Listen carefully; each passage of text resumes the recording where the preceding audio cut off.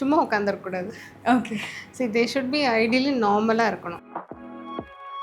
Decide age is just number அப்படிங்கிறத நம்ம எல்லாரும் சொல்லலாம். பட் இருந்தாலும் ரீப்ரொடக்ஷன் அப்படின்னு வரும்போது, அதாவது பேபி ட்ரை பண்ணுறாங்க அப்படின்னு வரும்போது ஏஜ் வந்து ஒரு பெரிய ரோல். பிசிஓங்கிறது ஒரு பேக்கேஜ் ஆஃப் ஹார்மோன் டிஸ்ஃபங்க்ஷன். நம்ம உடம்புல நிறைய ஹார்மோன்ஸ் இருக்குது. இப்போ நிறைய பேர் என்ன நினச்சிக்கிறாங்க, போனாலே ட்ரீட்மெண்ட் பண்ணிடுவாங்க, நீங்கள் ட்ரீட்மெண்ட் பண்ணாதான் கன்சீவ் ஆவாங்கன்னு சொல்கிறாங்க. அப்படி கிடையாது.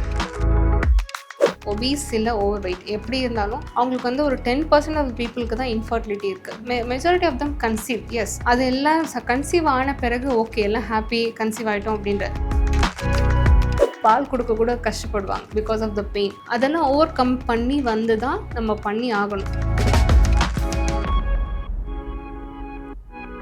ஹெல்குரு நேயர்களுக்கு வணக்கம். நம்மளுக்கு வந்து ஃபர்டிலிட்டியில் வந்து நிறைய ப்ராப்ளம்ஸ் இருந்துட்டு இருக்கும். ப்ரெக்னென்சி டைமில் நிறைய ஃபேஸ் பண்ணிட்டு இருந்திருப்பாங்க நிறைய பேர். அதெல்லாம் எதனால் நடக்குது அப்படின்னு சொல்லி நம்மளுக்கு கூட இன்னைக்கு தெளிவாக பேசுறதுக்கு இணைஞ்சிருக்கிறாங்க டாக்டர் மதுமிதா, ஃபர்டிலிட்டி ஸ்பெஷலிஸ்ட். வணக்கம் மேம். வணக்கம்ப்பா. தேங்க்யூ. எப்படி இருக்கீங்க மேம்? நல்லா இருக்கேன். நீங்கள் எப்படி இருக்கீங்க? நல்லா இருக்கேன் மேம். ஓகே. ஸோ ப்ரெக்னென்சி பற்றி நிறைய டவுட்ஸ் இருந்துகிட்டே இருக்கும். ஒரு டைம் ஒரு மாதிரி அவங்களுக்கு டவுட்ஸ் இருக்கும். ஃபர்ஸ்ட் ப்ரெக்னென்சியில் சரி, செகண்ட் ப்ரெக்னென்சியில் அந்த மாதிரி நிறைய டவுட்ஸ் இருந்திருக்கும். ஸோ ப்ரெக்னென்சி டைமில் வந்து இந்த ஹேபிட்டை கண்டிப்பாக பண்ணவே கூடாது அப்படின்னா என்ன ஹேபிட் மேம்? பண்ணவே கூடாது அப்படின்னாக்கா சும்மா உட்காந்துருக்கக்கூடாது. ஓகே.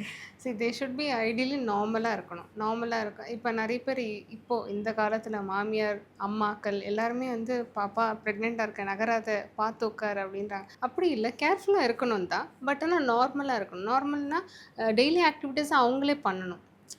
காலையில் எந்திரிக்கிறது, ரொட்டீனாக சமைக்கிறது, சாப்பிட்றது, அதெல்லாம் அவங்க பண்ணும்போது அவங்களோட ஹார்மோன்ஸும் ப்ரெக்னென்சியுமே ஹெல்த்தியாக இருக்கும். அதுதான் ஒரு டிப் நான் எல்லாருக்கும் சொல்லுவேன். ஃபெர்டிலிட்டிக்கு வந்து ஏஜ் ஒரு ஃபேக்டராக இருக்குது அப்படின்னு சொல்கிறாங்க. அது உண்மையா மேம்? Definitely true. ஏன்னா வந்து ஏஜ் வந்து எல்லாத்தையும் டிசைட் பண்ண, ஏஜ் இஸ் ஜஸ்ட் நம்பர் அப்படிங்கிறத நம்ம எல்லாரும் சொல்லலாம். பட் இருந்தாலும் ரீப்ரொடக்ஷன் அப்படின்னு வரும்போது, அதாவது பேபி ட்ரை பண்ணுறாங்க அப்படின்னு வரும்போது ஏஜ் வந்து ஒரு பெரிய ரோல். அது மேலுக்கும் சரி ஃபீமேலுக்கும் சரி ரெண்டு பேருக்குமே பெரிய ரோல். ஸோ அதை வந்து ஜஸ்ட் லைக் கேர்லெஸ்ஸாக எடுத்துக்கக்கூடாது. They should be aware of it. PCOD and thyroid problems வந்து தொடர்ந்து நிறைய பேருக்கு இருந்துட்டு இருக்கு. சின்ன வயசுலேயே கூட பிசிஓடி ப்ராப்ளம்ஸ் எல்லாமே வந்துடுது. அது ஃபுட் அண்ட் ஹார்மோன் இம்பேலன்ஸ் இதனால நடக்குது அப்படின்னு சொன்னாலும் அது ப்ரெக்னென்சியை எப்படி அஃபெக்ட் பண்ண போகுது? பேசிக்கலாக பிசிஓங்கிறது ஒரு பேக்கேஜ் ஆஃப் ஹார்மோன் டிஸ்ஃபங்க்ஷன். நம்ம உடம்புல நிறைய ஹார்மோன்ஸ் இருக்குது. நமக்கு ஹெட் டு டோ எல்லாமே வேலை செய்யறதுக்கு ஹார்மோன்ஸ் வேணும். ஹார்மோன்ஸ் இல்லாமல் நம்ம வாழவே முடியாது. அதில் மேஜராக நமக்கு பிசிஓங்கிறது ரீப்ரொடக்ஷனை அஃபெக்ட் பண்ணுது. நமக்கு பிசிஓனால ஹார்ட் டிசீஸ் வரலாம், டயபெட்டிஸ் வரலாம். அதனால் இது வந்தாலும் கூட one of the part it can lead to infertility. அப்போ நீங்கள் ஓவரால் உங்கள் லைஃப் ஸ்டைலை தான் டார்கெட் பண்ணணும். ஸோ இப்போ சில பேர் கேட்பாங்க, ப்ரெக்னென்சி ஆகிட்டேன், நான் ட்ரை பண்ணுறேன், நான் என்ன சாப்பிட்ணுன்னு சொல்லுங்கன்னு வாங்க. அது அப்படியே சூஸ் பண்ணக்கூடாது. We should always try to live healthy or stay healthy.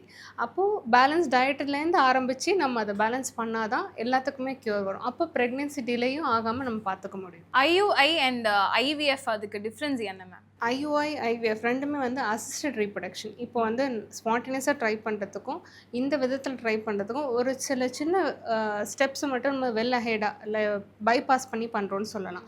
But அதை தவிர்த்து இது அசிஸ்டட், நாட் ஆர்டிஃபிஷியல். ஸோ அதை பயப்படவே கூடாது.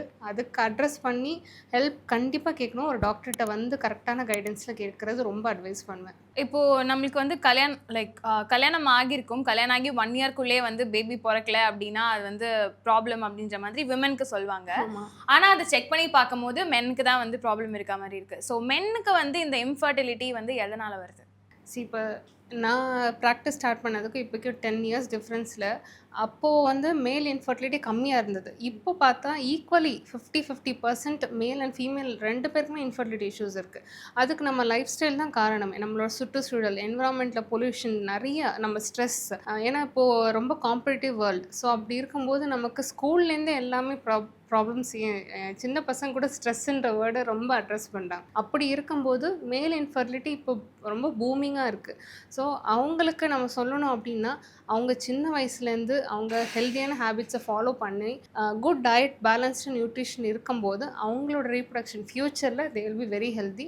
அண்ட் எஸ், இன்ஃபர்டிலிட்டி ரேஷியோவை நம்ம கண்டிப்பாக குறைக்க முடியுது மூலமாக. நீங்கள் சொன்ன மாதிரி முன்னாடிலாம் வந்து கொஞ்சம் ஏர்லியராக மேரேஜ் பண்ணிடுவாங்க. இப்போ விமனுமே வந்து மேரேஜ் ரொம்ப டிலேயாக பண்ணுறது கூட ஃபெர்டிலிட்டி ப்ராப்ளமாக இருக்குது. ஆமாம். இது கூட நிறைய பேர் வந்து இப்போ விமன் ஆக்சுவலி வந்து கேட்குறாங்க. நிறைய பேர், நான் வந்து கல்யாணம் கொஞ்சம் லேட்டாக பண்ணிக்கலாம் இருக்கேன், என் கரியர் ஓரியன்டாக நான் சிலதெல்லாம் அச்சீவ் பண்ணணும்னு இருக்கேன். I am very happy for them. நான் அதை டிலேயே பண்ண சொல்லலை. பட் ஆனால் அதில் என்ன ஆப்ஷன், இப்போ அவங்க வந்து டிலே பண்ணி கல்யாணம் பண்ணிக்க போகிறாங்க அப்படின்னா ஆப்ஷன் ஃபஸ்ட் நான் சஜஸ்ட் பண்ணுவேன், ஏஜ் வைஸ் அவங்க ப்ரையாரிட்டைஸ் சிலதெல்லாம் பண்ணிக்கணும். நான் முன்னாடியே சொன்ன மாதிரி ஏஜ் இஸ் ஜஸ்ட் நம்பர் அப்படிங்கிற ஃபேக்டை நம்ம அக்செப்ட் பண்ணிட்டா கூடமே age matters a lot when it comes to reproduction. அப்போது அவங்களோட ஏஜ் ப்ரையாரிட்டி பொறுத்து சில அட்வைசஸ் டிப்ஸ் வந்து ஒரு ஃபர்டிலிட்டி கன்சல்டண்ட்டாக அணுகிறது ரொம்ப நல்லது தான். சின்ன வயசுலேயே இந்த ஸ்ட்ரெஸ் ஃபேக்டர் அப்படின்றத பற்றி நீங்கள் பேசியிருந்தீங்க. அந்த ஸ்ட்ரெஸ் வந்து சின்ன வயசுலேருந்தே இருக்கிறது வந்து ஃபெர்டிலிட்டி எப்படி அஃபெக்ட் பண்ண போகுது? ஸ்ட்ரெஸ்ஸுங்கிறது ஒருத்தவங்க சப்ஜெக்டிவ். இப்போ ஒரு சில பேருக்கு ஃபோன் ஒழுங்காக வேலை செய்யலனா கூட ஸ்ட்ரெஸ் ஆகிடுறாங்க. ஏன்னா அவ்வளோ சோஷியல் மீடியா அடிக்ட் ஆகிட்டாங்க, YouTubes and all that. But ஆனால் அது ஸ்ட்ரெஸ்ஸுன்னு நான் மீன் பண்ணல. ஸ்ட்ரெஸ்ஸுங்கிறது நம்மளோட பர்ஸ்பெக்டிவ். இப்போ நம்மளை வந்து அசிங்கமாக பார்க்குறதுக்கும் வழிகள் இருக்குது, நம்மளை ரசித்து பார்க்குறதுக்கும் வழிகள் இருக்குது. அதை தான் மாற்றிக்க சொல்கிறேன். அப்படி மாற்றிக்கும் போது நம்ம கஷ்டமான டைமில் கூட நம்ம அதுலேயும் சின்ன சின்ன நல்லதை பார்த்தோம்னா நமக்கு அந்த வலி வந்து பெருசாக தெரியாது.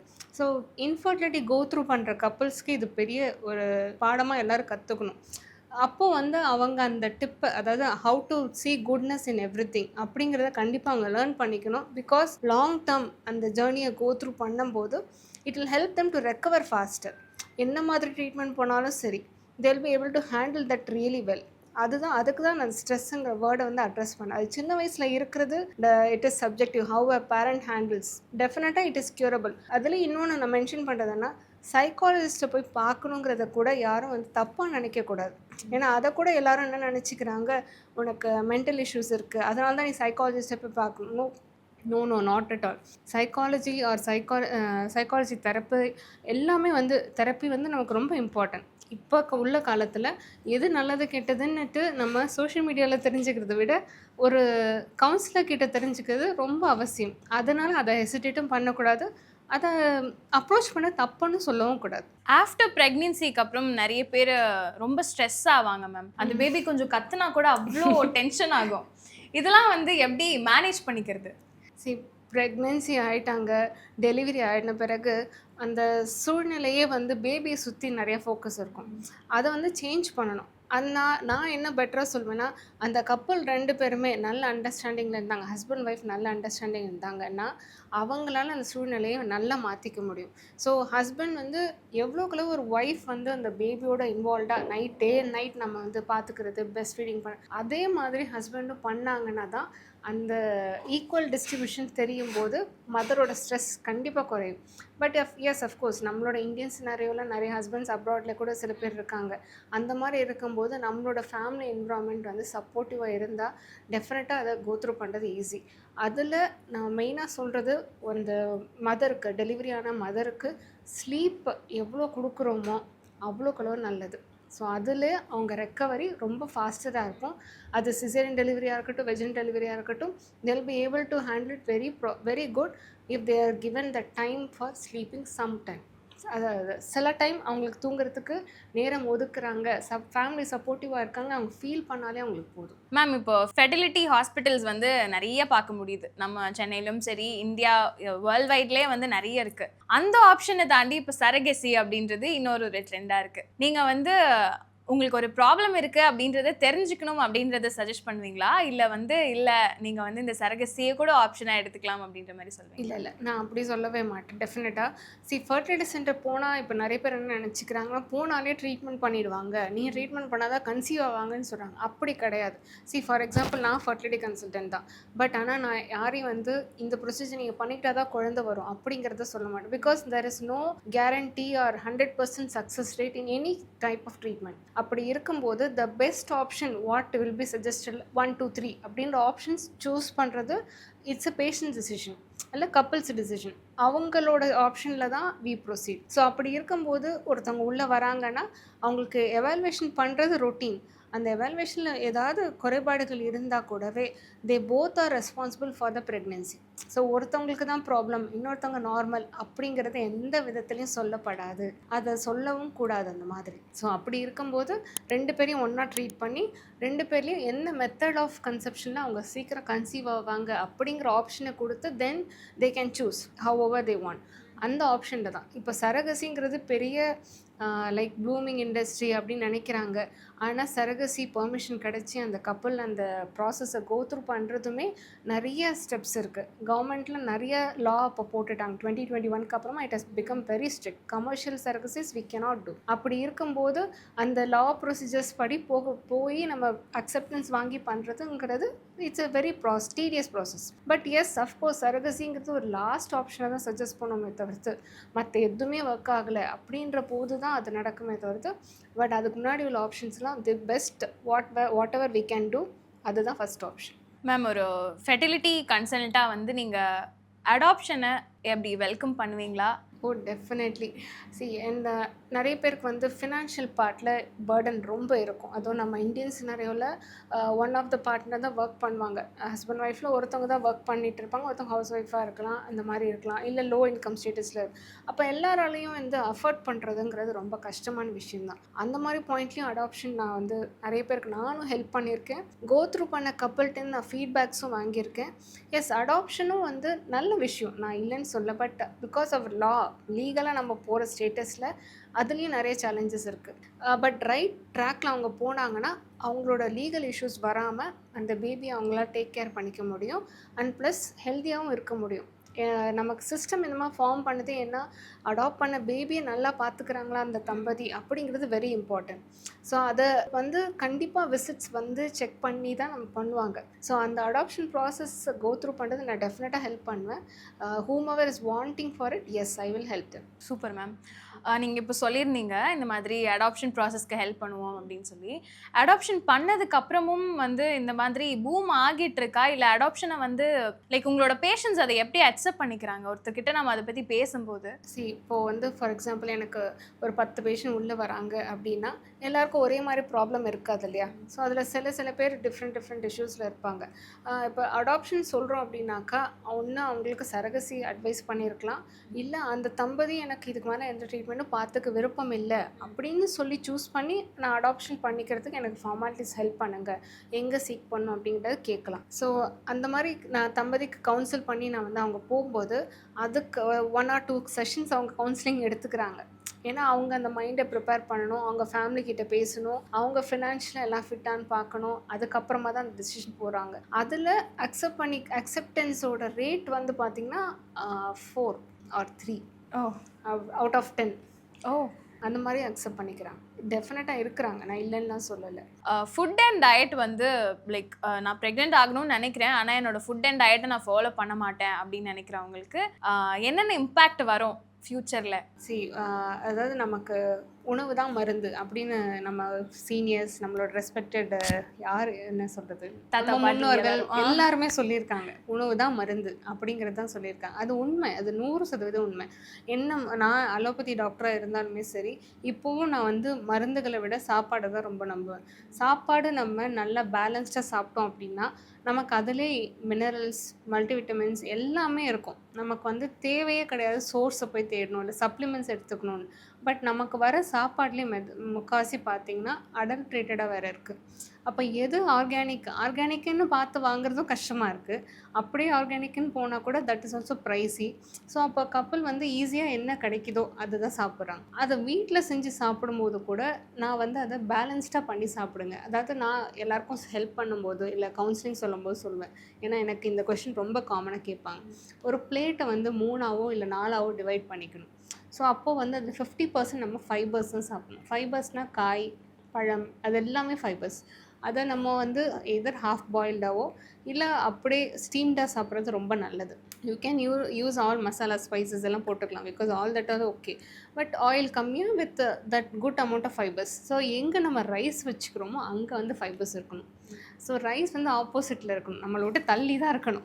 Rice, chapati, any form of carbs you having, அது 25%. அது போக நமக்கு அட்லீஸ்ட் நம்ம பாடி வெயிட்டுக்கு தகுந்த மாதிரி ப்ரோட்டீன் வந்து எடுத்துக்கணும். ஸோ 25% ஆஃப் ப்ரோட்டீனும் உங்கள் டயட்டில் இருக்கணும். இது ஆல் 3 மீல்ஸும் நம்ம சாப்பிடணும். அப்படி சாப்பிடும்போது நீங்கள் ப்ரெக்னென்சி முன்னாடியும் சரி, டியூரிங் ப்ரெக்னென்சியும் சரி, ஈவன் போஸ்ட் ப்ரெக்னென்சி உங்கள் ரெக்கவரி எல்லாமே பெட்டராக இருக்கும். And yes, you will be healthy. And இப்போ நம்ம பேபியை பார்த்துக்கிறதுக்கும் நல்ல ஸ்டாமினாவும் இருக்கும்.